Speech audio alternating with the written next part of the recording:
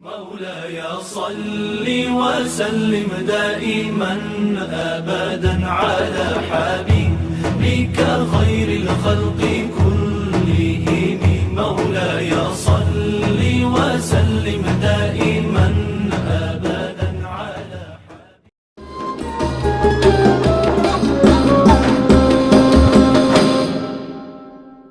السلام عليكم ورحمة الله وبركاته.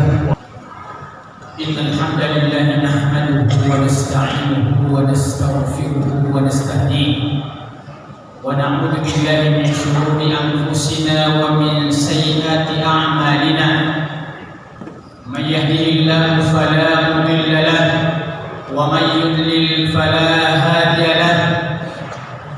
أشهد أن لا إله إلا الله وحده لا شريك له وأشهد أن محمدا عبده ورسوله صلى الله عليه وعلى آله وصحبه وسلم تسليما كثيرا.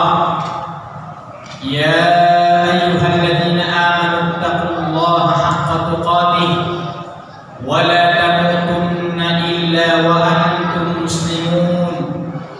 يا أيها الناس اتقوا ربكم الذي خلقكم من نفس واحدة وخلق منها زوجها وبث منهما رجالا كثيرا ونساء واتقوا الله الذي تساءلون به والأرحام إن الله كان عليكم رقيبا.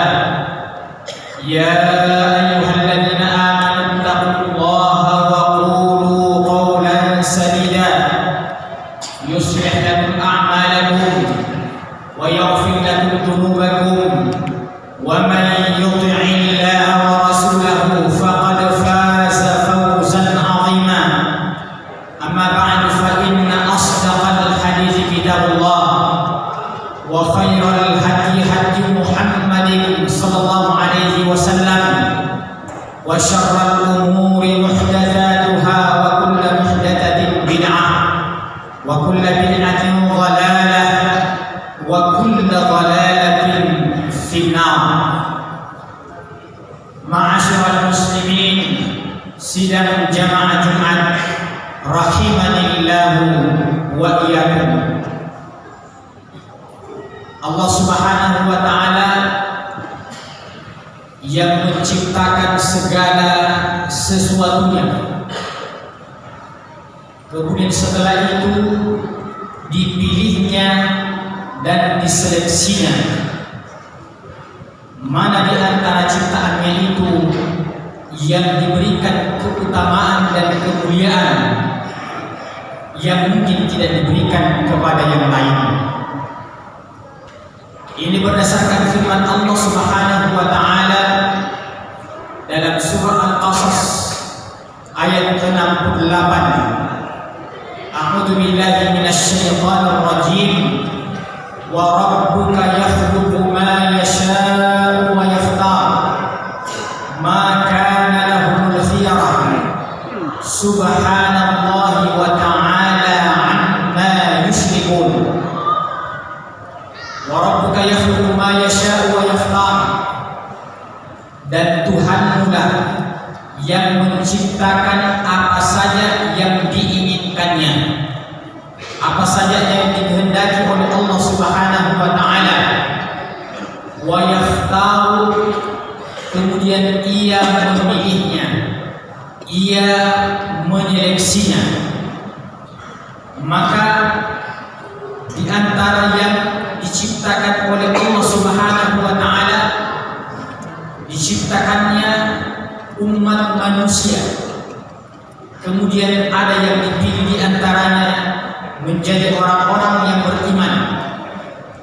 Kemudian di antara orang-orang yang beriman itu ada yang dipilih oleh Allah Subhanahu wa taala menjadi rasul dan nabi.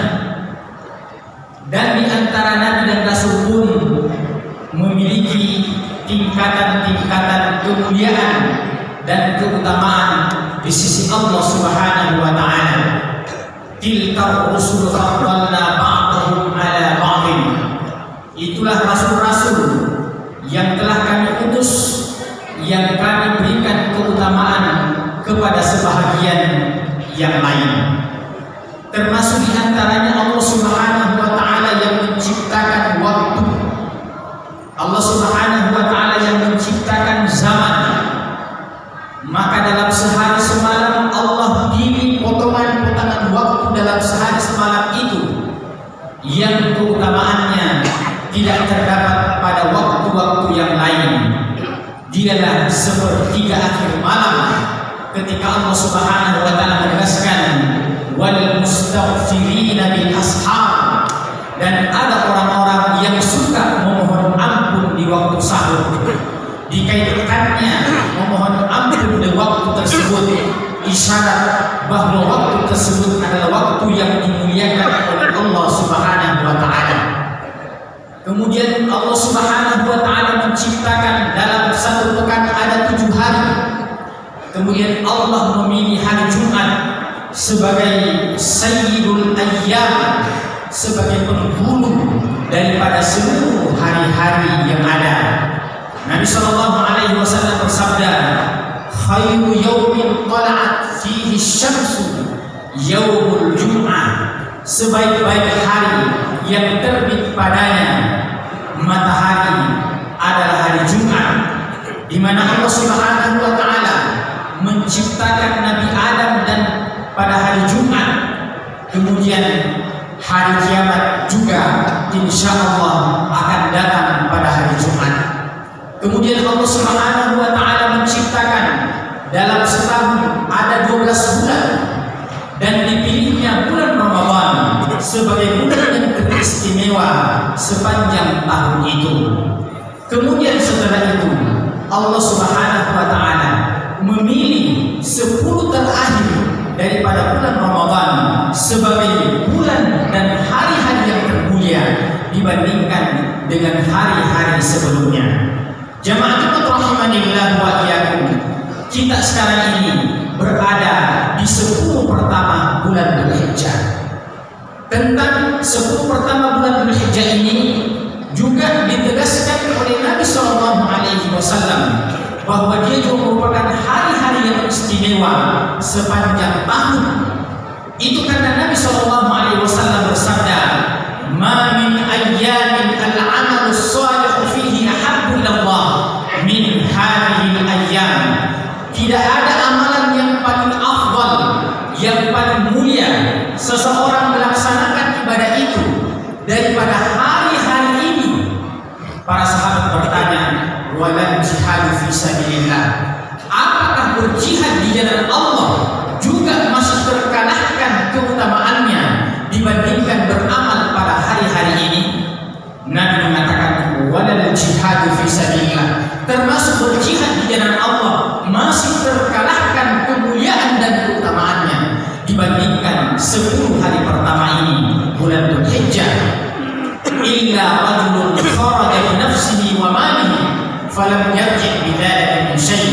Terkecuali kalau ada orang yang pergi berjuang dan berjihad mempertahankan agama Allah Subhanahu wa Ta'ala melawan musuh-musuh mereka, kemudian dia pergi dengan dirinya dan dengan hartanya, dan setelah itu tidak kembali lagi, artinya dia syahid di medan tempur, di medan juang. Itu saja yang dapat mengalahkan daripada hari-hari ini. Jamaah Jumat rahimanillah wa iyyakum, kita sebutkan tadi bahwa bulan Ramadan adalah bulan yang teristimewa, namun sepertiga terakhirnya lebih istimewa lagi. Kemudian berdasarkan hadis yang kita sebutkan baru saja, ternyata 10 pertama juga merupakan hari-hari yang teristimewa. Kalau kita ingin menyandingkan dan membandingkan 10 hari, maka kita akan bisa bertanya, kira-kira mana yang terafdal, mana yang termulia di antara 10 ini? Yang pertama, 10 terakhirkah bulan suci Ramadan atau 10 pertamakah bulan Dzulhijjah? Kalau berdasarkan riwayat-riwayat yang didukung oleh Al-Quran Karim, hampir bisa kita mengatakan tidak bisa membedakan mana kira-kira di antara 10 yang afdal ini, yang mana kita 10 terakhir Ramadan, kemudian urutan kedua 10 pertama bulan Dzulhijjah, atau sebaliknya kita tempatkan 10 pertama bulan Dzulhijjah ini dan 10 terakhir bulan suci Ramadan. Kita mendapatkan penjelasan dari para ulama kita. Salah satu di antara ulama yang dapat menyebutkan dan mengkompromikan 10 yang paling utama ini adalah Imam Ibnu Qayyim rahimahullah taala dalam bukunya yang berjudul Zadul Ma'ad. Beliau mengatakan kedua hari ini sangat sulit untuk kita menetapkan mana yang terafdal, karena tidak mungkin juga kita mengatakan dua-duanya terafdal, mesti ada yang dinomorduakan. Tapi beliau mengatakan kalau bulan suci Ramadan 10 terakhirnya adalah hari-hari yang teristimewa, maka siang dan malamnya adalah hari yang teristimewa. Namun kalau kita ingin membandingkan mana yang paling mulia, 10 terakhirnya Ramadan di siang hari atau di malam hari, maka kata beliau malam harinya lebih afdal dan lebih mulia dibandingkan dengan siangnya. Kata beliau itu karena ada satu kejadian yang diprediksikan akan terjadi pada 10 terakhir itu, yaitu malam yang kita kenal dengan malam Lailatul Qadar. Allah menurunkan satu surah yang berbicara tentang keutamaan dan kemuliaan malam itu. Kemudian bagaimana dengan 10 pertama daripada bulan Dzulhijjah? Adapun 10 pertama daripada bulan Dzulhijjah, kata Ibnu Qayyim, maka siang dan malamnya merupakan hari-hari yang paling utama dan paling mulia. Akan tetapi ketika kita membandingkan antara siang dan malam 10 pertama daripada bulan Dzulhijjah, maka siangnya lebih mulia dibandingkan dengan malamnya. Dengan demikian kita dapat mengkompromikan 10 ini dari sisinya masing-masing. Ternyata 10 terakhir bulan Ramadan keutamaannya dan kemuliaannya terutama terletak pada malam-malam hari, sementara 10 pertama daripada bulan Dzulhijjah terutama kemuliaannya dan keutamaannya terdapat pada siang-siang hari. Pertanyaannya, jamaah Jumat rahimanillah wa iyyakum, kenapa 10 pertama daripada bulan Dzulhijjah siangnya lebih mulia dibandingkan dengan malamnya? Itu karena kebanyakan rangkaian ibadah haji yang dilakukan oleh saudara-saudara kita yang melaksanakan ibadah haji, itu kebanyakannya rangkaian ibadah haji itu dilaksanakan atau terjadi pada siang hari, dan intinya adalah ketika jamaah haji wukuf di padang Arafah. Kata Nabi sallallahu alaihi wasallam, al-hajju Arafah, haji itu intinya wukufnya dan hadirnya seorang jamaah haji di Arafah. Mereka tidak hadir di padang Arafah andaikan melaksanakan seluruh rangkaian haji yang lain, minus tidak hadir di padang Arafah, tidak wukuf di padang Arafah, maka secara fikih batal hajinya dan harus mengulang pada tahun-tahun berikutnya kalau memiliki kemampuan. Jemaah Jumat rahimanillah wa iyyakum, kita sekarang ini berada pada 10 pertama daripada bulan Dzulhijjah. Seakan-akan perasaan kita seperti ketika kita berada di bulan suci Ramadan. Hanya saja mungkin karena belum tersosialisasi sehingga hari-hari yang seperti ini masih lebih banyak santai-santai kita dibandingkan ketika kita memasuki bulan suci Ramadan. Tapi cukuplah penjelasan yang kita sebutkan tadi, bagaimana keutamaan di bulan ini yang hanya dikhususkan bagi orang-orang yang beriman. Ada satu amalan yang cukup monumental untuk bisa kita perbanyak pada hari-hari ini. Di samping kita memperbanyak berzikir, memperbanyak membaca Al-Quran, memperbanyak sholat-sholat sunat, di antaranya adalah memperbanyak amalan-amalan yang hanya siangnya dan tidak mungkin malam harinya. Ada satu amalan yang tidak bisa kita kerjakan pada malam hari. Kalau berzikir boleh siang malam, kalau baca Quran boleh siang malam, kalau bersedekah boleh siang malam, kapan saja. Akan tetapi ada amalan yang hanya terjadi pada siang hari, yaitu berpuasa. Berpuasa ini, yang namanya berpuasa selalu terjadi pada siang hari. Mau itu puasa Ramadan atau mau itu puasa sunnah, dan yang kita maksudkan yang paling utama di hari-hari pertama ini adalah memperbanyak puasa pada hari-hari ini yang bisa kita mulai andaikan kita mampu dari tanggal 1 sampai tanggal 9 Dzulhijjah, sehari sebelum hari raya Idul Kurban atau Idul Adha. Andaikan kita tidak mampu dan menganggap banyak, maka kita pilih beberapa hari di antaranya dan memasukkan di antaranya itu tanggal 9 atau hari Arafah. Kalaupun ternyata kita masih capek dan kita masih letih dan kita menganggap bahwa itu susah, maka paling tidak dari 9 hari ini jangan sampai kita ketinggalan satu hari yang paling istimewa, itu hari Arafah, yang kata Nabi sallallahu alaihi wasallam, "Siyamu yaumi Arafah yukaffiru sanata al-madiyah wal baqiyah." Puasa Arafah itu menghapuskan dosa setahun yang lalu dan setahun yang akan datang. Sangat-sangat luar biasa keutamaan daripada berpuasa pada tanggal 9 Dzulhijjah. Jamaah Jumat rahimanillah wa iyyakum. Secara fiqh dan secara logika, puasa tanggal 9 Dzulhijjah ini atau yang dikenal dengan puasa Arafah, secara logika sebenarnya puasa ini lebih identik diperintahkan dan dianjurkan kepada saudara-saudara kita yang berada di Mekah, yang sementara melaksanakan ibadah haji sekarang ini, menunggu hari-hari tarwiyah dan hari-hari selanjutnya. Akan tetapi ternyata petunjuk di dalam Islam, ternyata puasa Arafah ini, walaupun ada kata-kata Arafah, ternyata bukan diperuntukkan bagi orang yang melaksanakan ibadah haji, bukan diperuntukkan bagi orang yang sedang wukuf di Arafah. Padahal secara hubungan fungsional nampaknya itu lebih kok, tapi ternyata siyamu yaumi Arafah justru diperuntukkan bagi orang yang tidak melaksanakan ibadah puasa, yang tidak melaksanakan ibadah haji.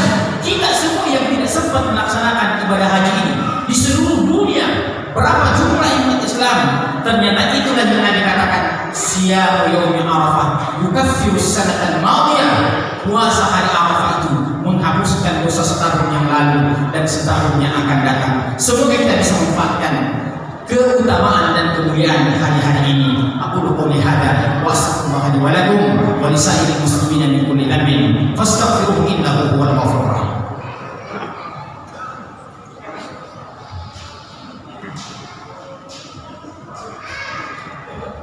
Alhamdulillahi hamdan katsiran kama amara. Asyhadu an la ilaha illallah wahdahu la syarika lah wa asyhadu anna Muhammadan abduhu wa rasuluh. Sallallahu alaihi wa ala alihi wa sahbihi wa sallam tasliman katsiran. Jamaah Jumat rahimanillah wa iyyakum.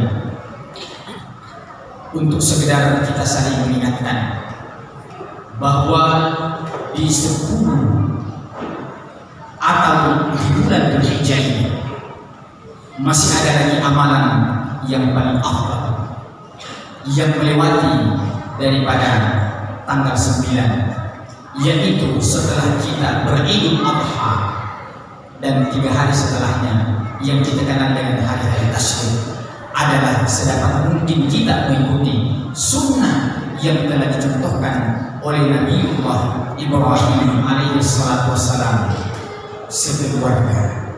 Ini juga untuk memberikan rasa syukur kepada kita, andaikan kita mengingat daripada kronologis dan kejadian itu, bahwa sesungguhnya kurban itu pada asalnya adalah manusia yang dikurbankan, pada asalnya adalah manusia yang disembelih dan dipotong.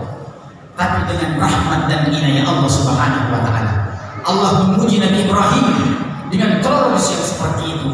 Akhirnya digantilah dengan hewan ternak, dengan seekor domba, dan pada akhirnya itu menjadi contoh dan menjadi syariat bagi umat Muhammad SAW yang dapat memilih salah satu di antara 3 hewan ternak itu, apakah kambing dan seluruh bangsanya, domba, kibas, ya, kemudian sapi dan unta.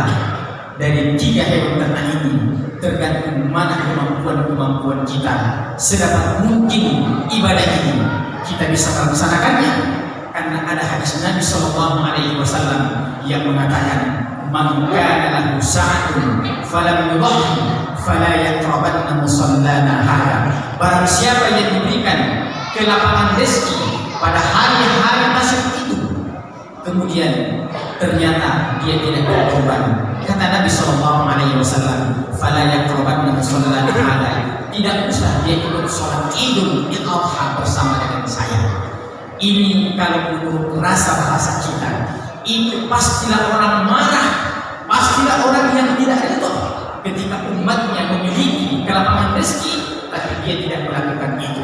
Dan ini pula salah satu di antara dalil yang disebutkan oleh sebagian ulama yang sampai menyatakan hukumnya adalah wajib, walaupun yang rajih dan yang mayoritas ulama mengatakan tetap hukum daripada kurban ini adalah sunnah muakkadah, sunnah yang sangat dianjurkan oleh Nabi SAW.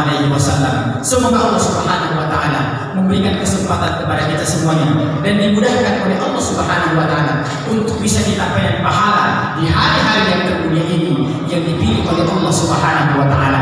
Inna Allaha wa malaikatahu yusholluna 'alan nabi ya ayyuhalladzina amanu shallu 'alaihi wa sallimu taslima. Allahumma shalli 'ala Muhammadin wa 'ala ali Muhammad kama shallaita 'ala Ibrahim wa 'ala ali Ibrahim fil 'alamin innaka Hamidum Majid. Wa barik 'ala Muhammadin wa 'ala ali Muhammad kama barakta 'ala Ibrahim wa 'ala ali Ibrahim fil 'alamin innaka Hamidum Majid. Allahumma ighfir lil muslimina wal muslimat wal mu'minina wal mu'minat al ahya'i minhum wal amwat innaka samii'un qaribun mujibud da'wat wa qadiyal hajat. Rabbana la tuzigh qulubana ba'da idh hadaytana wa hab lana min ladunka rahmah innaka antal wahhab. Allahumma aslih lana dinana alladhi huwa 'ismatu amrina wa aslih lana dunyana allati fiha ma'ashuna wa aslih lana akhiratana allati ilayha ma'aduna waj'al al-hayata ziyadatan lana fi kulli khair waj'al al-mauta rahatan lana min kulli syarr. Allahumma ati nufusana taqwaha wa zakkiha anta khairu man zakkaha anta waliyuha wa mawlaha. Allahumma inna na'udzu bika min 'ilmin la yanfa' wa min qalbin la yakhsha wa min nafsin la tashba' wa min 'aynin la tadma wa min da'watin la yustajabu laha. Allahumma ansur ikhwana muslimina fi Gaza, Allahumma ansur ikhwana muslimina fi Palestin, Allahumma ansur ala a'daihim wa dammir a'daka ad-da'in min al-yahudi al-ghasimin was-sahibin wa man awanahum min al-munafiqin ya rabbal alamin. Rabbana zalamna anfusana wa in lam taghfir lana wa tarhamna lanakunanna minal khasirin. Rabbana atina fid dunya hasanah wa fil akhirati hasanah wa qina adzaban nar. Wa sallallahu ala nabiyyina Muhammad wa ala alihi wa sahbihi wasallam wa akhiru da'wana alhamdulillahi rabbil alamin. Qumu ila salatikum yarhamkumullah.